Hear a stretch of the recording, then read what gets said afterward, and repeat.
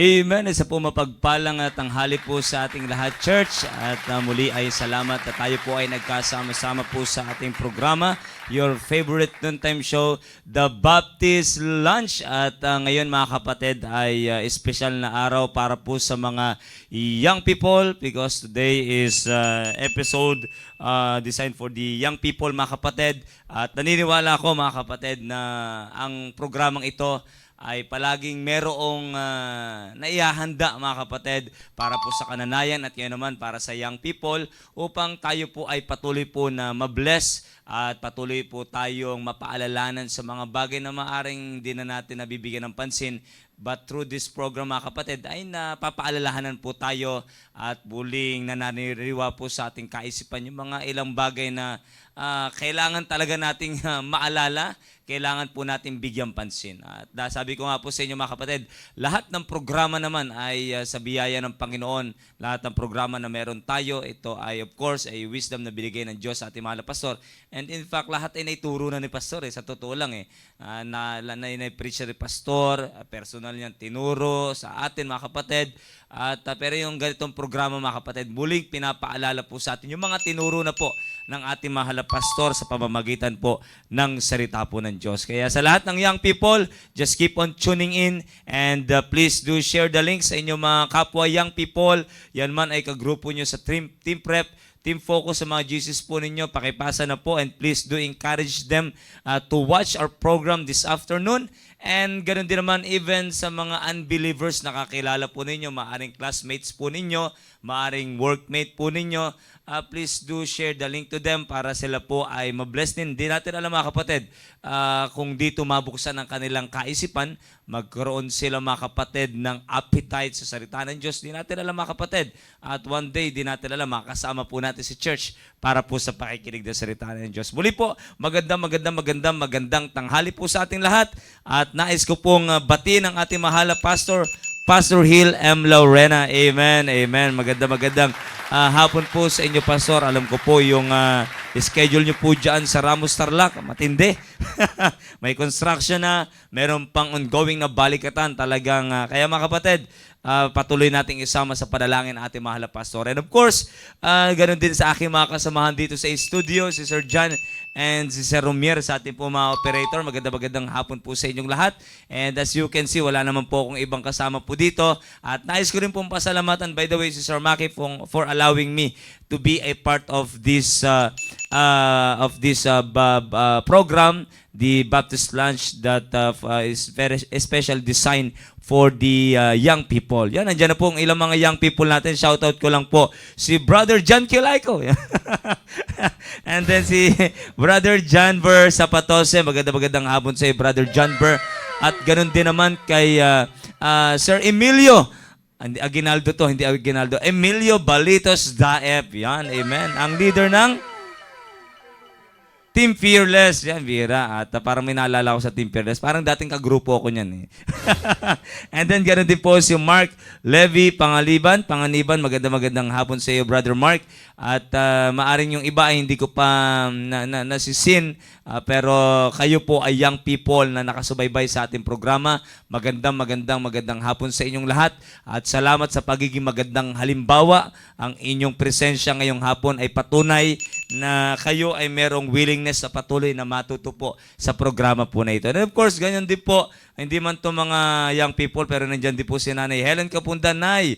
At from Negros pa po yan. And then, ganoon din po sa aking pinakamamahal na asawa, Ma'am Maisel Tagulabong Landicho. At sa ilang pa po mga kasamahan po natin na ngayon po ay nakatune na po sa ating programa. Magandang hapon po sa inyong lahat. Pasa po natin ang link mga kapatid. At alam ko yung mga young people, some of our young people ay nandoon po sa balikatan. Pero karamihan pa rin, mas marami pa rin ang young people na hindi naka-join sa balikatan. At maaring available naman kayo ngayon. Please do watch our program. Sa kadilanang ito ay para sa inyo. At ito ay isang programa na makatutulong upang kayo ay maging maayos na young people. Hindi man maging perfectong young people, pero maging maayos in the sight of our Almighty God. Amen, amen po. Okay, at yan, si Sir Ruben. Si Sir Ruben ay leader naman ng Purposeful. Bira, mga leader to. Ito mga magagandang example. na leader, mga kapatid. Kaya sa mga leader, at ipasa nyo na ang mga link. Pag hindi sila nanood, tanggal sa grupo. Hindi, joke lang po, joke lang po. At maging kay Sir Tony bilang leader ng Team Prep, magandang hapon po sa inyo. Kay Sir Maki, leader po ng Team Focus, magandang hapon po. Okay, at tayo po ay magpapatuloy na po sa ating pag-aaral. At by the way, paalala lang po grabe yung init ng panahon ngayon. Inom lang po inom ng tubig at kahit hindi na uhaw, uminom ng tubig, lalo na po sa mga nag-e-area. Grabe po yung init ngayon, grabe po talaga. Kaya wag magpakampante, wag niyong isiping bata pa kayo, kaya okay lang, kaya pa ng katawan. Hindi, kahit bata ka, inom ka lang ng tubig, at least hindi ka ma-dehydrate, mga kapatid. At inom lang ng tubig. Okay? At mas maganda kung ang tubig na inumin, hindi yung sobrang lamig. Ganda rin naman hindi sobrang init.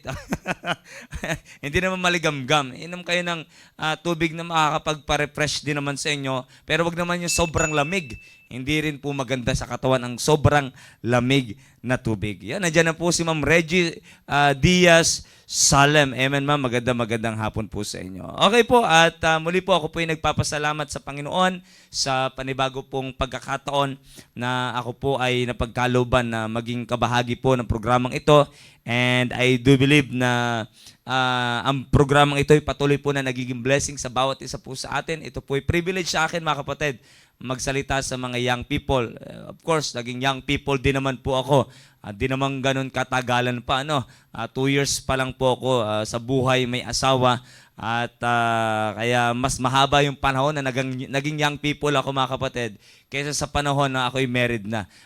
Pero mga kapatid, sasabihin ko sa mga young people, biyaya ng Panginoon, hindi man ako perfecto, pero dito na ako inayos sa church. Dito na ako nagkaroon ng maayos sa pamilya. Hindi perpektong pamilya, pero maayos sa pamilya sa biyaya po ng Panginoon. Ibig sabihin, ito sinasabi ko na kung siseryosohin po natin ano man ang programa na meron tayo sa church, siseryosohin po natin yung pakikinig ng salita ng Diyos, God will do something that even us, mga kapatid, di natin alam mangyayari sa atin. Pero kayang mangyari at totoong mangyayari. Kaya mga kapatid, young people, napakapalad nyo. Kung dito pa lang sa church, kung dito kayo mag-i-start ng inyong pagpapamilya. Ito, totoo niyan, may mga ilan nakarating sa church, pamilyado na. Okay, at ang kanilang wish, ang kanilang nabanggit, sana yung young people pa lang ako nasa church na ako. Sana before ako mag-asawa. Bakit? Sa kadela ng hindi man natin sila dinadown, mga kapatid, pero sila mismo nagsasabi na sayang. Ibig sabihin sayang, may mga nasayang na panahon, oras, at of course, ay sa kanilang pagpapamilya, mga kapatid, ay talaga nagkaroon na ng problema. Sabihin na natin, nagkaroon na ng lamat. Kaya mga kapatid, kung kayo ay young people, dito kayo mag-i-start ng pagpapamilya, napakapalad ninyo. Kaya sa mga young people, pinakamaganda, mga kapatid, sa mga young people, ayusin ang pagiging young people, ayusin ang pakikinig sa salita ng Diyos, ayusin ang relasyon sa Diyos, and I do believe merong malaking mangyayari sa buhay ninyo. Okay, kaya ito si Sir John, balang araw si Sir John na rin ang ikakasal. Balang araw si Sir Romier na rin ang ikakasal. Abay, kapapakinig nila dito ng mga programa sa Team Prep pa, meron pang Staying Alive, mga kapatid, meron pang tinuturo si Pastor sa pulpit. Ewan ko lang, mga kapatid, ewan ko lang. Pero naniniwala ko, napakalaki ng possibility na sila po ay magtatayo din. Hindi man ng perfectong pamilya, pero maayos na pamilya. Amen? Amen? Parang walang sumasang-ayon, ha? Amen? Okay, sige po. At ngayon po ay ating pagpapatuloy ang ating usapin last week. At of course, pinagpatuloy lang po natin ang tinalakay po ni Sir Maki. And inumpisa ni Sir Maki, pinagpatuloy ni Sir Conrad, at sa biyaya po ng Panginoon ay atin pong ipinagpapatuloy sa hapong ito about the sovereign architect. Okay, alam niyo po, napakaganda po ng talakay na ito. At gaya nga po na sabi ko po sa inyo nakaraan, ito po yung isang topic na talagang na talagang mai-inlove ka sa Panginoon, na talagang mapapaisip ka at sa bawat decision na gagawin mo bilang isang young people. Okay, malaman mo that our God is our sovereign architect. Pag sinabing sovereign, review lamang po pag sinabing sovereign, supreme ruler, or highest, or having unlimited power or authority. Yan po yung sovereign, pinakamataas mga kapatid. Nangunguna mga kapatid. Yan ang Diyos natin. And He is our sovereign architect. When we say architect, it means it is a person who designs, mga kapatid. It is a person who designs buildings and advises in their construction. Yan po yung binigay na meaning ni Sir Conrad. Kinuha ko na lang din po. And then, ang isang architect, siya po ay nagpo-focus more on the design and purpose. Okay? The design and purpose of the building. Yan po yung isang architect. At sabi ko nga po sa inyo, ang sovereign architect na tinutukoy po natin dito, walang iba kundi ang Panginoon. Okay? Siya yung kataas-taasan na kung saan ay nagdidisenyo ng buhay po natin. Okay? Siya po yung isang arkitekto, mga kapatid, na dapat po natin pagkatiwalaan. Sa kadahilan ng inaayos siya, mga kapatid, ang buhay natin. Amen? Siya yung nag-iisang persona na merong kakayanan na ayusin ang buhay natin. Because He is the only person who created us. And if He is our creator, nararapat lamang mga kapatid, ipagkatiwala natin ang ating sarili sa Kanya. Masarap yung pagkatiwala ang ating sarili sa isang persona na lumikha sa atin, mga kapatid. Amen? Kung siya ang lumikha sa atin, siya ang nakakaalam sa buhay natin. Siya ang nakakaalam kung anong ikasisira natin. Siya ang nakakaalam kung anong ikaayos natin. Siya ang nakakaalam lahat patungkol po sa atin. Okay, kaya napakahalaga na ipagkatiwala natin yung ating sarili sa Panginoon. Kaya nga sa talatang binasa ko na sa inyo nakaraan sa Proverbs chapter 3 and verse number 5, sabi po dito, trust in the Lord with all thine heart and lean not unto thine own understanding. In all thy ways acknowledge Him and He shall direct thy paths. Ibig sabihin, napakaganda po na ipagkatiwala natin ang buong puso natin sa Panginoon. Sa kadahilan ng pagpinagkatiwala natin ating sarili sa Panginoon, ang Diyos ang magdidesign ng buhay natin. Amen? Ang Diyos ang magdidesign ng buhay natin. Siya ang magdadirect ng buhay natin. If we will just acknowledge Him in our life. Kaya mga kapatid, hindi lugi pag pinagkatiwala natin yung ating sarili sa ating Panginoon. Nagbigay ako ng isang katanungan nakaraan. Ang katanungan na iniwan ko is, why is God the sovereign architect of our life? Why is God the sovereign architect of our life? Bakit ba ang Diyos ang sovereign architect ng buhay natin? Isang puntos na binigay ko, because He created us. Amen. And He created us with intent. Okay? May intensyon ang Panginoon sa Kanyang pagkakalikha sa atin. Okay? Na parang isang architect, mga kapatid, that He doesn't build randomly. Okay? Every line has a purpose. Hindi siya nagbi-build, yung isang architect, hindi nagbi-build ng building randomly. Ibig sabihin, walang direksyon. Sige lang, basta sige, yan, ganyan, okay na yan. Hindi ganon. Ang isang architect, aral yan, mga kapatid. Okay? Hindi lang siya after sa design, after din siya sa purpose ng building. At kalkulado lahat yun, mga kapatid. Yan ang totoo niyan. At merong disenyo yan, mga kapatid. Merong purpose niyan. Every line has a purpose. Ganon din naman ang Panginoon sa atin, mga kapatid. Kung tayo po ay magpapadesign sa Diyos, hindi bara-bara ang disenyo ng Diyos sa buhay natin. Merong direksyon ang disenyo ng Diyos, mga kapatid, sa buhay natin. And for sure, that is for our own good. Yan ang isa sa binigay ko rin po sa inyong puntos kung bakit ang Panginoon natin, we are considering God as our sovereign architect because He works for our own good and His glory. Yan eh. Tayo po ay siya po ay gumagawa, siya po ay nagdi-design for your own good and His glory. Okay? Kung tayo man ay uhulmahin ng Panginoon, para sa atin yun. Amen? Kung tayo man ay idadirect ng Panginoon, para sa atin yun. For our own good. Hindi po selfish ang Diyos po natin. Tandaan po natin, our God is not a selfish God. Lagi tayong iniisip niya. Even David sabi niya, what is man? Sabi niya, what is man that thou art mindful of him? Kinakausap niya ang Panginoon. What is man that thou art mindful of him? Ano ba yung tao? Tao, makasalanan. Puro kalokohan ang iniisip. Ang tao makasarili. Ang tao ganito. Ang tao ganito. What is man that thou art mindful of him? Sa ating tao, magtataka tayo, syempre. O nga, no, pasaway. Kailan natin yung sarili natin eh. Kaya nagtataka tayo, may magmamahal pa pala sa akin. Pero salamat, minahal tayo ng Diyos. Amen. May makikialam pa pala ng buhay ko. Dapat yung gatong buhay natin, pabayaan na eh. Total, pinili naman natin, pero hindi ganun ng Diyos. Ang Diyos, hanggat maaari, hanggat makakaya mga kapatid, talagang gusto niyang hulmahin ang buhay natin. At uhulmahin niya ang buhay natin para sa ating kaayusan. Bilang patunay, dati na sira ang buhay natin. Pero inayos ng Diyos ang buhay natin. Kaya mga young people, magpasalamat tayo that we have a sovereign architect, okay, na isang arkitekto na after sa ikaayos ng buhay natin. Amen? Isipin, ano po yung isang arkitekto, ang isang arkitekto after siya sa outcome ng kanyang ginagawa. Nabanggit ko na rin po sa inyo yan. Okay, ang isang arkitekto, he will not do what is only comfortable for him.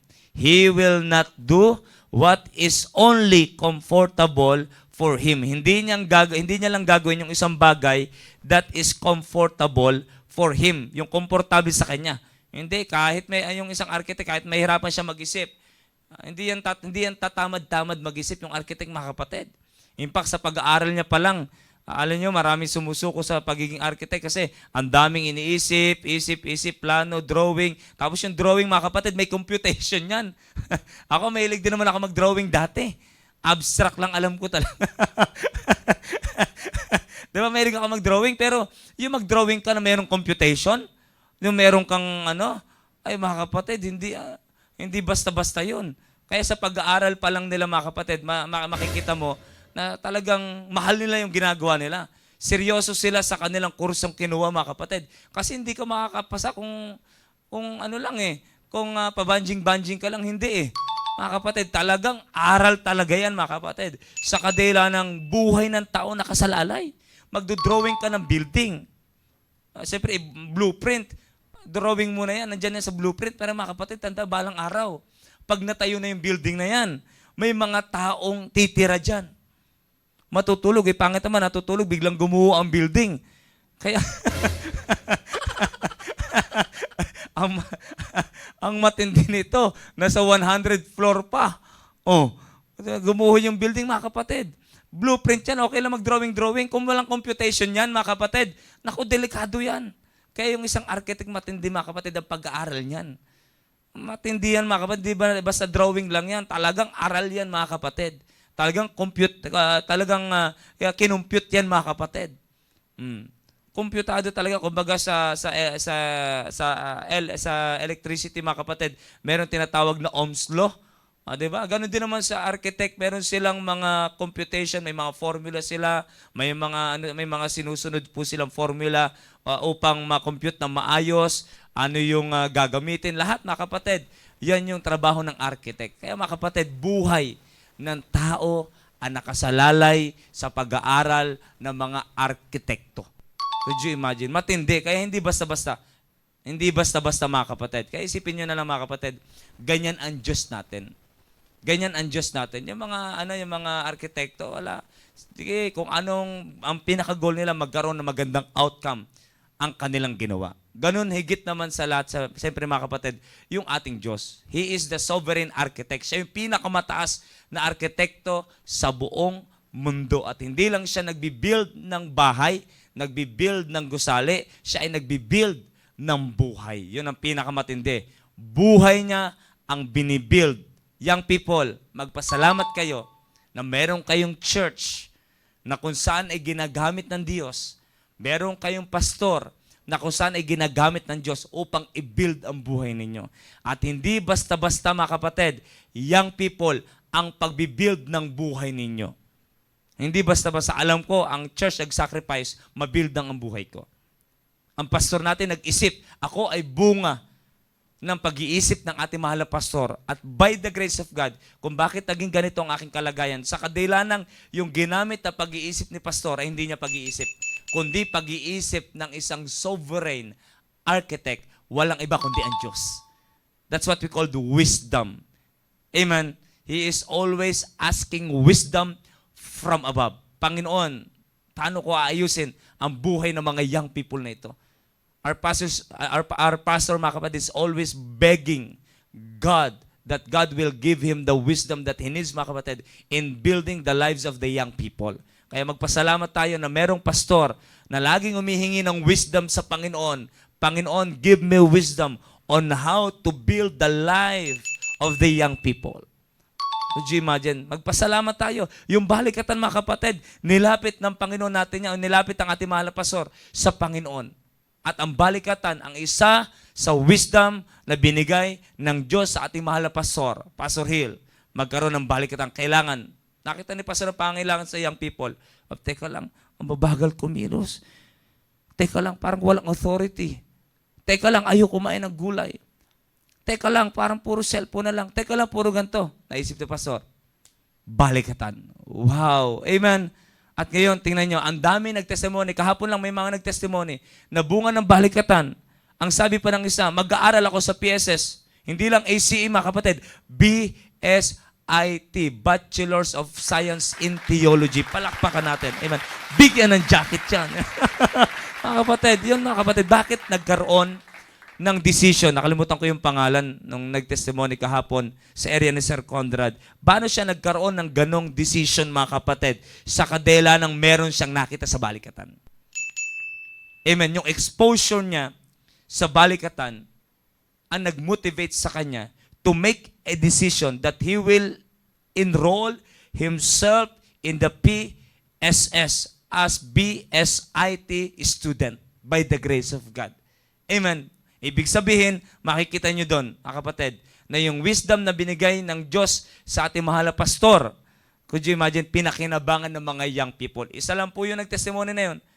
Pero marami pang young people na makakapag-testify na ang balikatan ay merong malaking nagawa sa kanyang buhay. At isa na po ako doon. Ako po ay bunga ng balikatan. Ako po ay nagbalikatan 2012. Ang tema po namin is UFC 2. Talagang mayroong octagon na ginawa. May nag-UFC talaga. May labanan talaga. 2012, mga kapatid. And I surrendered my life. 2012 din po. Ako nagsuko ng buhay. At salamat sa Panginoon hanggang ngayon. Nasa church pa rin ako. Bunga po ako ng balikatan, mga kapatid. Kaya yung balikatan sa mga young people, nais kong ipabot. Sa mga hindi naka-join, sa susunod, pag sumikapan nyo, na maka-join kayo. Amen. Kaya mga kapatid, isa sa kapamaraanan ng Diyos yan para tayo po ay i-disenyo o ayusin tayo, i-direct ang buhay natin. Kaya mga kapatid, napakapalad na mga young people dito sa church na maliwanag na meron tayong sovereign God na nagdadirect, nagdi-design ng buhay natin. Isipin nyo, young people, kung ipagkakatiwala nyo, kanino nyo ipagkakatiwala? Isang punto sa binigay ko, He works for your own good and His glory. Yan ang dahilan kung bakit ang Diyos ay kinukonsider natin as our sovereign architect because He works for our own good and His glory. After po siya, mga kapatid, tandaan nyo, after po siya sa outcome. Sabi ko sa inyo, yung isang architect, di bale na mahirapan mag-isip yan, di bale nang mahirapan check yung site niyan, walang problema dyan. Ang sa kanya, ang goal niya, may isaayos at magpaganda, okay? At ma-accomplish ang purpose ng building. Yun ang pinakamaganda dun, mga kapatid. Ganon din naman, mga kapatid, sa ating Diyos. Tandaan niyo po, para maayos lang ang buhay natin, hindi naging selfish ang Diyos. Nag-sacrifice ang Diyos, unang-una sa kaligtasan pa lang natin. Hindi maayos ang buhay natin bilang isang Kristiyano kung hindi unang-una, hindi tayo naligtas. Sa kaligtasan pa lang natin, mga kapatid, nag-sacrifice na ang Diyos. Amen. Mga kapatid, sabi ng Biblia, for God so loved the world that He gave His only begotten Son, that whosoever believeth in Him should not perish but have everlasting life. Could you imagine? Sa Philippians chapter 2, let this mind be in you, which was also in Christ Jesus. Makikita niyo po doon, anong ginawa ng Panginoong Jesucristo just to save us from the penalty of our sin. Makita niyo yung sacrifice? Para lang i-disenyo ang buhay natin. Amen. Para lang merong magandang paglagyan ang kaluluwa natin. Yung kaluluwa natin, wala, design na talaga sa impyerno na talaga. We are all bound to hell. Doon na talaga. Ang pangit. Ang pangit naman ng disenyo, ang pangit naman ng lokasyon ng ating ng ating kaluluwa, impyerno. Tandaan niyo po yung architect, chinecheck niya rin po yung location ng lupa. Nagkakaroon pa yan ng soil test. Apo, una ito, soil test muna yan. Ite-test muna lupa, anong klaseng lupa, anong dapat lalim ng ano, depende sa klase din ng lupa. Chinecheck muna mga kapatid. Nakuha niyo po, could you imagine, ang pangit naman ng kalagayan natin, sa impyerno tayo pupunta. Ang pangit naman ng location ng buhay natin. Impyerno, pero salamat, ang Diyos nag-sacrifice, maging maayos lang tayo. At yung tayo naligtas, hindi doon nagtapos. Dinagdag tayo sa church. Young people, dinagdag ka sa church. Amen? Na sa church, meron kang team leader, meron kang area leader, meron kang pastor. Lahat ng yan ay gagamitin ng Diyos. Para ano? Idisenyo ng maayos ang buhay mo. Ang buhay mong binugbog ng mundo, nakuha niyo po, binugbog ng mundo, sinira ng mundo, hindi na maintindihan ang itsura, hindi maintindihan yung pananalita natin, sablay-sablay, yung decision making natin, ang gulo. Diba?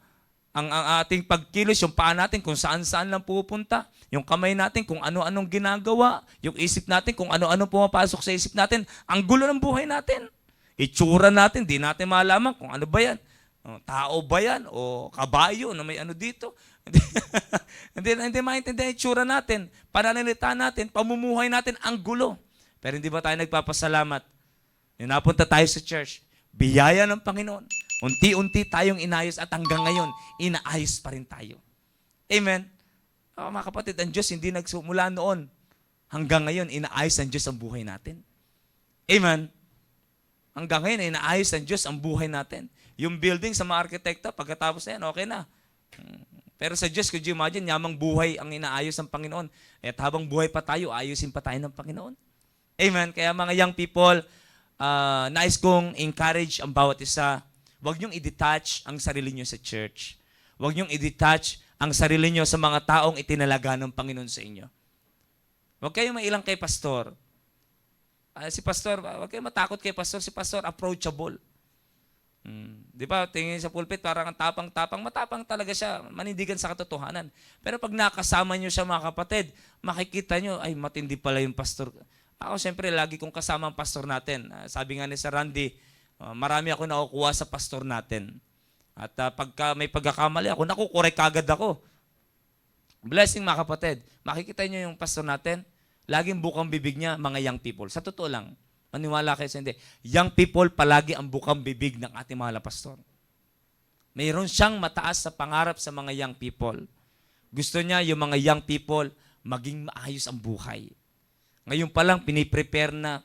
Meron tayong Sunday school, meron tayong juniors, meron tayong team focus, meron tayong team preparation. Lahat yan may programa ang ating church. Patunay yan, young people, na iniisip kayo ng ating mahal na pastor. At ang gusto ng ating mahal na pastor, maging maayos ang buhay ninyo.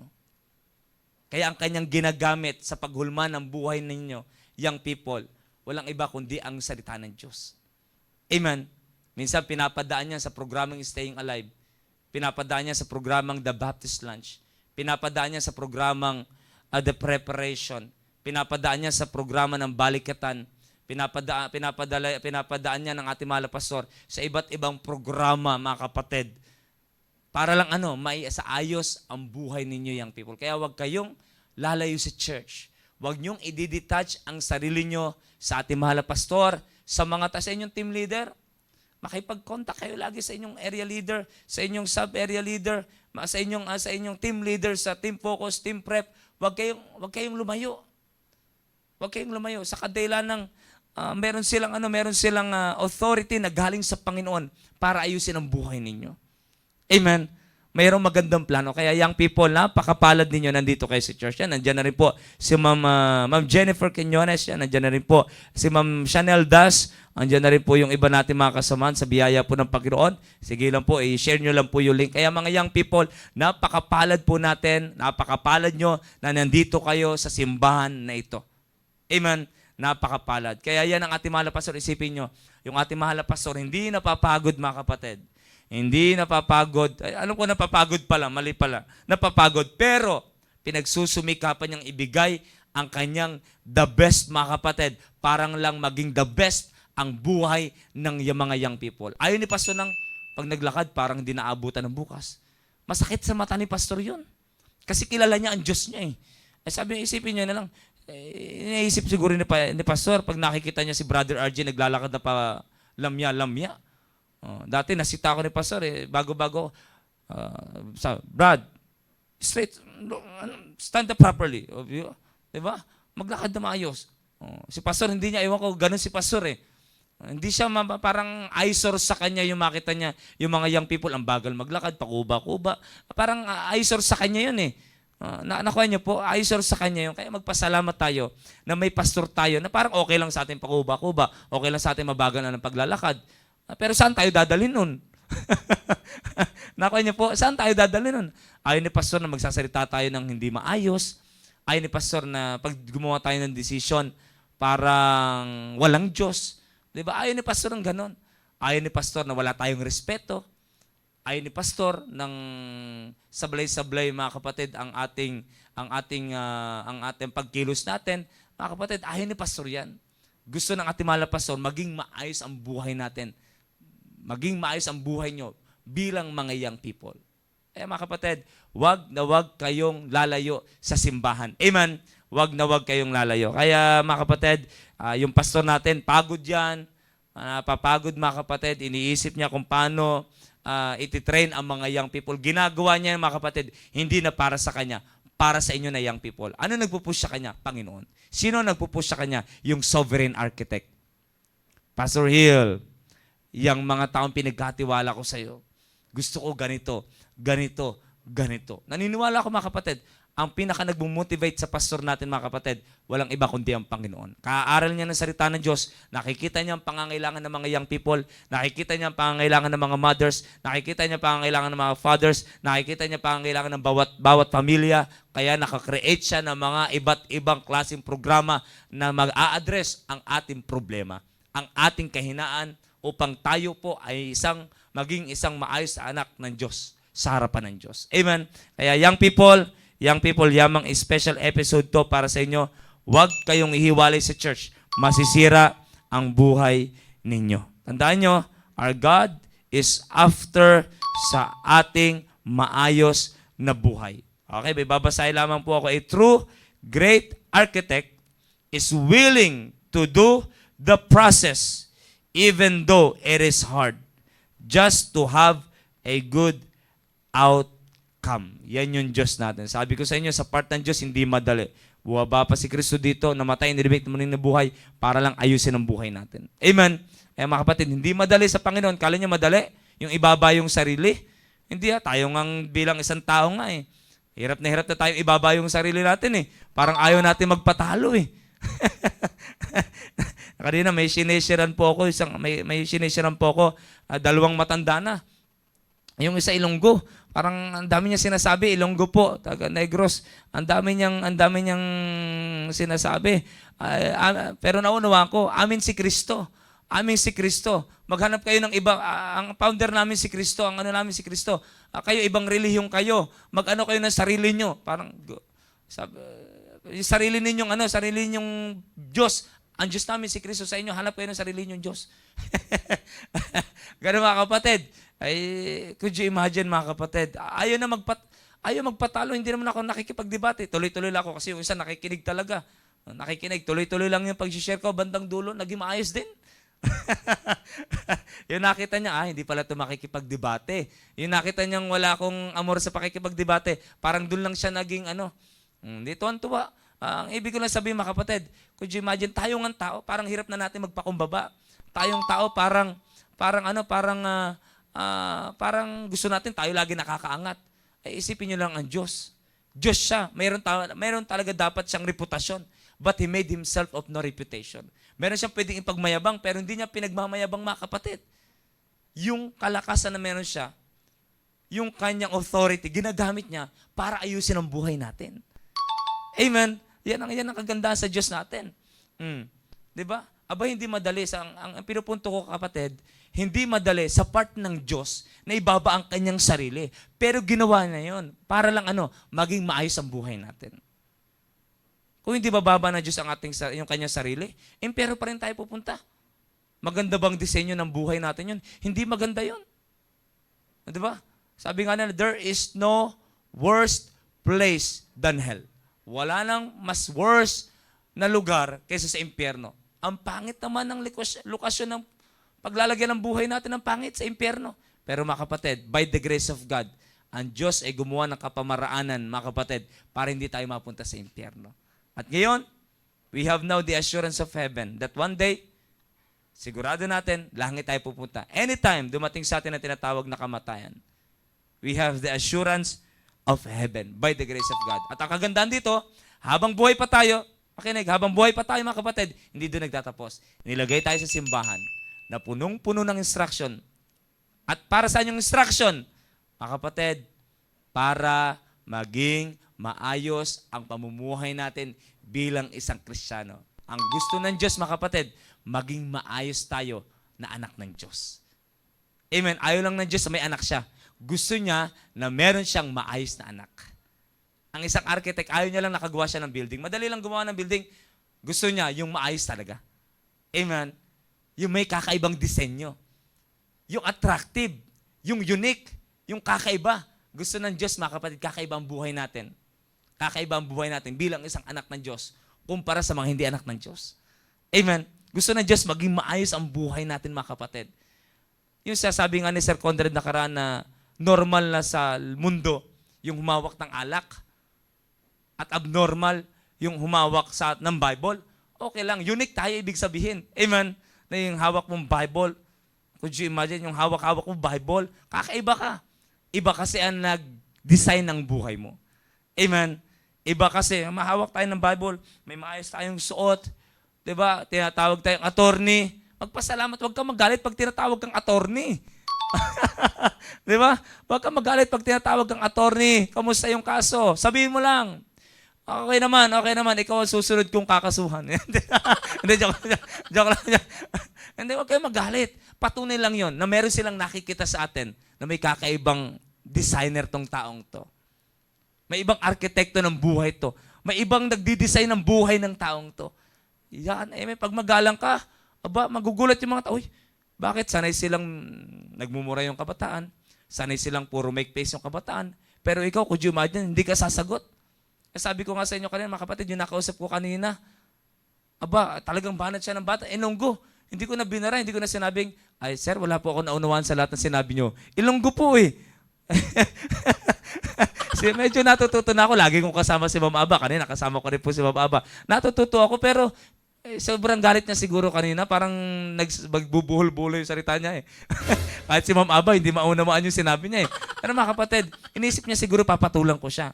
Inisip niya na mag-iinit din ako. Iniisip niya, muntikan ko na siya masaksak. Hindi, joke lang.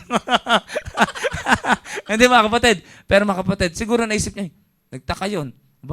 Yung iba siguro pupunta dito, nakikipagdebate. Pero mga kapatid, giwalay kami ng maayos. Naghiwalay ng maayos sa biyaya po ng Panginoon. Naghiwalay ng maayos. Ibig ko na sabihin mga kapatid, maring sa kanya hindi normal yon. Ang normal sa kanya, yung sasagutin siya. Normal sa kanya ay yung babarahin siya, makikipagdebate. Yung sinabi ko, hindi po ako nakikipagdebate. Okay na po, sabihin niyo po yung paniniwala ninyo. Walang problema. Diba? Kaya mga kapatid, ang ibig ko lang sabihin mga kapatid, kung meron mang makitang kaibahan ang ibang tao sa atin mga kapatid, it's because we have our own designer. We have our own architect. And our architect mga kapatid is not just a human architect, but he is the sovereign architect. Na hindi lang nagbibuild ng building, nagbibuild ng buhay ng tao. Kaya pag may napansin ang ibang tao sa atin na ibang buhay ng taong to, ibang klase to, ay ibig sabihin, maliwanag na may ibang designer. Kaya young people, kung sa school, parang awkward, sabi nga ni Sir Conrad, awkward, parang ano ka ba naman? Parang KJ mo naman. Ano ba yung KJ? KJ drama? Ano yung KJ, Sir Ramer? Killjoy. Bira, tagal ko na narinig yung KJ na yan. Ngayon ko lang naalaman niya, Killjoy. Killjoy ka naman. Lahat kami may boyfriend. Ikaw lang wala. Ano ba yan? Dapat may boyfriend ka na rin. Sabihin mo, may iba kasi akong designer eh. Iba kasi nag-design sa inyo eh. Mundo kasi nag-design sa inyo, kaya tanggap yung girlfriend, boyfriend. O kaya yung nabubuntis kayo nung wala. Huwag niyo na gano'n. Kaya mga kapatid, sabihin ko sa inyo, ang sarap ng buhay na alam nyo, ang designer nyo, walang iba kundi ang Diyos. Young people, bali na kung ano sabihin nila, KJ, ano ba yan, awkward, sabihin na nilang manang, manong, ano na sabihin nila, basta alam nyo sa sarili ninyo, salamat na lang, salamat na lang. Yan ay hindi insulto sa akin yan. Ayan ay commendation sa akin. Sa makatuwid, maliwanag na nakikita nyo na merong kakaibang nangyayari sa buhay ko sa kadila lang meron akong kakaibang designer. Ang nakakalungkot ito, young people, makinig. Pag sa school, hindi nila ma-discern kung Kristiyano ka o hindi. Sabi ka ng iba, pag may nanindigan sa school, may nagkwento sa akin nakaraan, nag-share siya, nag-share siya, and then, doon lang lumapit, nakalimutan ko kung saan yun. Doon lang lumapit na, ay, ako Baptist din ako. Ako Baptist. Sound familiar po ba? Na pag nag-preach ka sa school, nag-share ka sa mga klase mo, ay, Baptist ka rin pala, ako Baptist din. Ako, di ba, nagpapakilala bigla. Pero, pansin mo yung buhay niya, parehas lang ng mga klase. Parehas lang ng mga unbeliever. Walang pinagkaiba. Parang parehas lang ng designer. Di ba? Kaya mga kapatid, young people, pag walang makitang kaibahan sa inyo, magtaka rin kayo. At i-question yung sarili nyo. Naninindigan pa kaya ako sa katotohanan? Am I allowing God to design my life? Inaalo ko ba ang Panginoon na i-design nyo ang buhay ko? I-direct ang buhay ko? Bakit? Parang kapares ng ako naman. Parang hindi nila ramdam. Pag nandito ako, parang kasama lang nila ang kapares nila. Students, young people, pag walang naramdaman ang classmate nyo sa inyo, ang office mates nyo sa inyo, at ang pakiramdam nila, parang talagang pare-pares ng kayo mga kapatid, there is something wrong in America. And in the Philippines. Mga kapatid, merong problema. Ibig ba sabihin, isa lang ang designer nyo? Ibig ba sabihin, iisa lang ang nagmumold ng buhay nyo? Pagpunta ba ng sinihan, sama ka lang din punta ng sinihan? Kaya wala silang, hindi ka nakakarinig ng killjoy, hindi ka nakakarinig ng manong-manang. Pag sila ba'y nakapantalon, babae, kung ikay babae, nakapantalon sila, nakapantalon ka rin. Pag nag-swimming, nakatupis ka rin, nakashort ka na rin. Kapares ka lang ba nila? Isa lang ba ang designer ninyo? Kung wala kang naririnig sa kanila, mas kabahan ka. Sa mga young people naman, nakakarinig kayo. Because you are standing, you are doing what is right before God. Tumatayo kayo sa katotohanan at you are hearing something from them, mga kapatid. May naririnig kayo sa kanila na Manong ka ba? Ano ka ba? Bakit grabe naman? Kung may naririnig ka, magpasalamat ka. Maliwanag na may ibang nagdi-design ng buhay mo. Hindi yan yung panahon na maawa ka sa sarili mo. Yan ang panahon na magpasalamat ka. Salamat na lang, napansin nila. Amen? Kaya dito, minsan, di ba, pag may nakita, ang ganda ng pagkakadesign ng building, ay, sino kaya nag-design nito? Ang ganda. Kakaiba.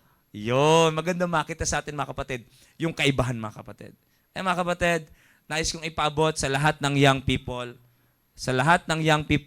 na nakikinig sa akin ngayon. Kamusta kayo sa school?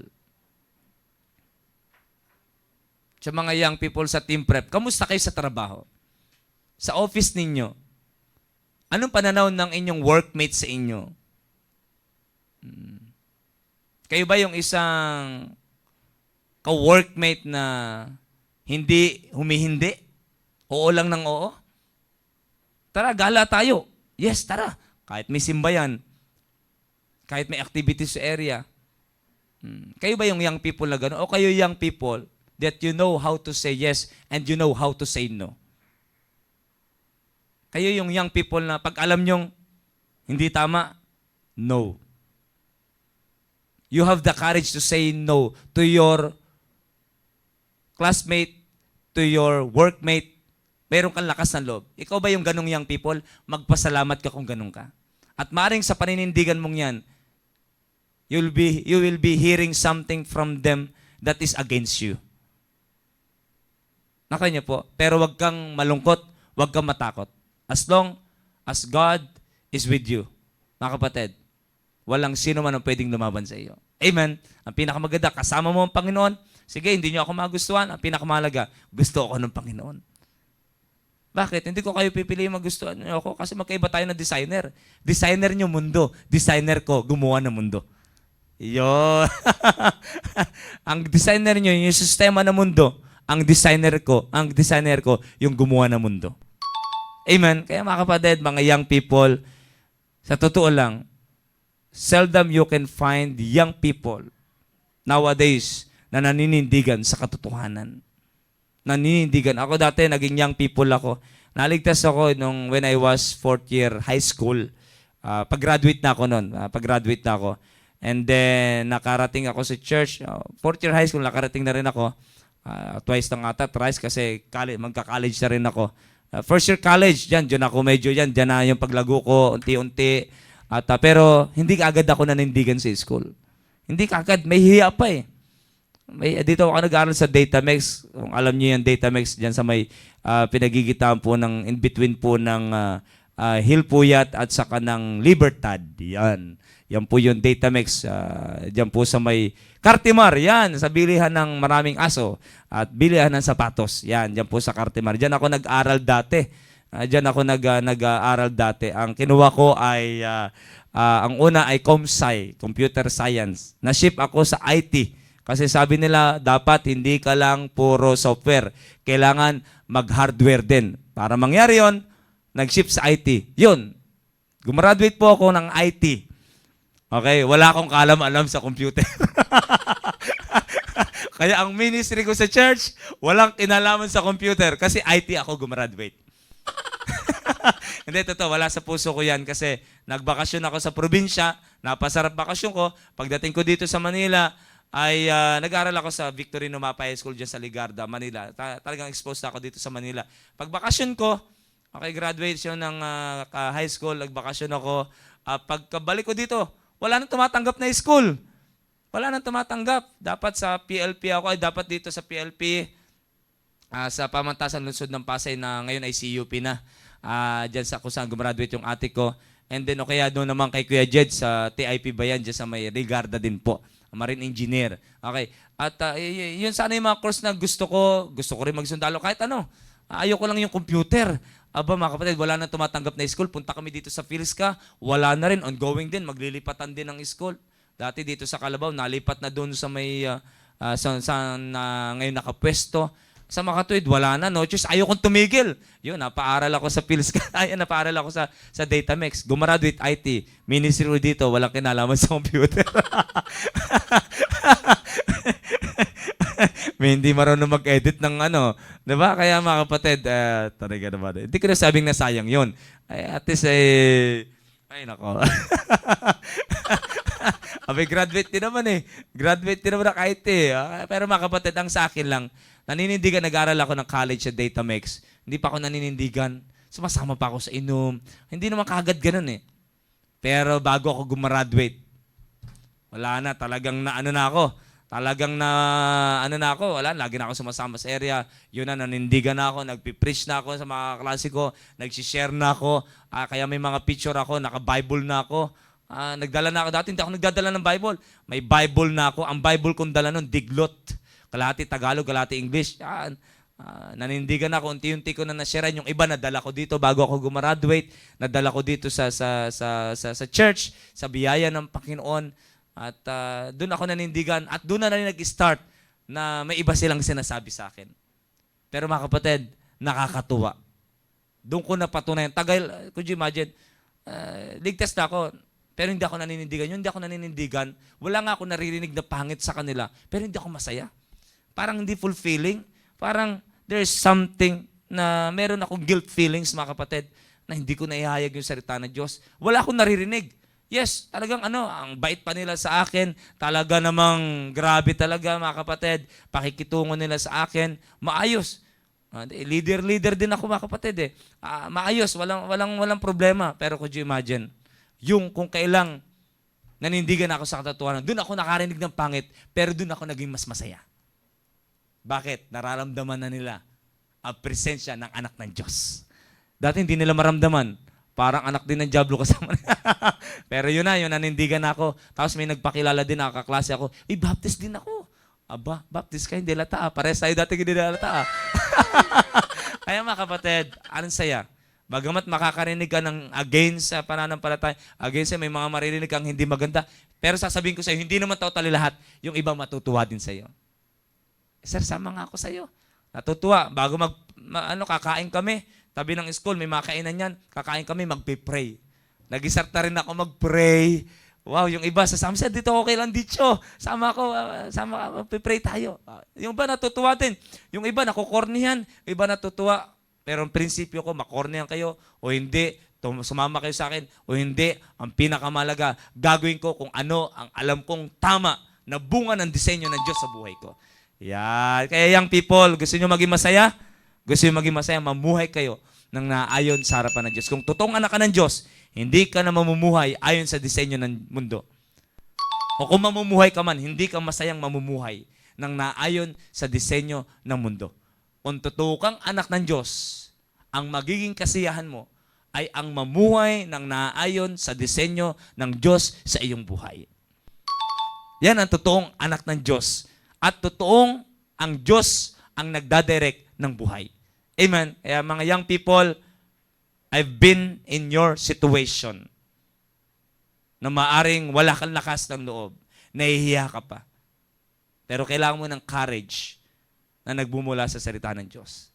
Amen. Be of a good courage. Huwag kayo matakot. Be not dismayed. Sa kadila ng kakasamahin ka ng Diyos. Amen. That's the encouragement of Moses sa kanyang mga kasamahan. Yan din ang encouragement ko sa bawat young people. Huwag kayo maya. Panindigan. May maririnig kayo. May maririnig ang tao. Gumawa ka ng tama. Gumawa ka ng mali. May maririnig ka. Pinakamaganda. Ito ang design ng Diyos sa buhay ko. Ito ang gagawin ko. Dapat ang anak ng Diyos nagpipray. Dapat ang anak ng Diyos maayos manalita. Dapat ang anak ng Diyos ay ang pinupuntahan ay ganito. Ang anak ng Diyos ay ganito mag-solve ng problem. Ang anak ng Diyos ay ganito. Kung yan ang disenyo ng Diyos sa buhay mo, kung yan ang tamang disenyo ng Diyos sa pananalita, yan ang gawin mo. Sa iba, parang iba yan. Kung ang disenyo ng Diyos sa iyo, huwag ka magbo-boyfriend hanggat hindi ka pa mag-aasawa, manindigan ka dyan.